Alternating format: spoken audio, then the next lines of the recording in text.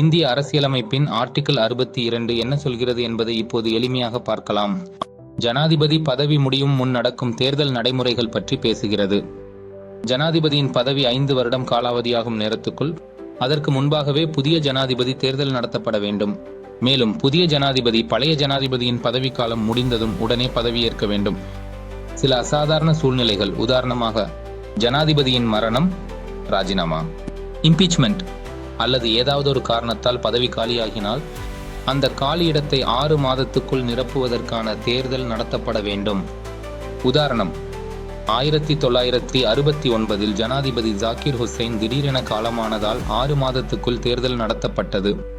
இறுதியாக ஆர்டிகிள் 62 என்பது ஜனாதிபதி பதவி முடிவடையும் அல்லது காலியாகும் நிலையில் தேர்தல் எப்போது நடத்த வேண்டும், யார் பதவி ஏற்க வேண்டும் என்பதை திட்டமிட்ட முறையில் விளக்குகிறது. Like, comment, share and subscribe for other articles of Indian Constitution.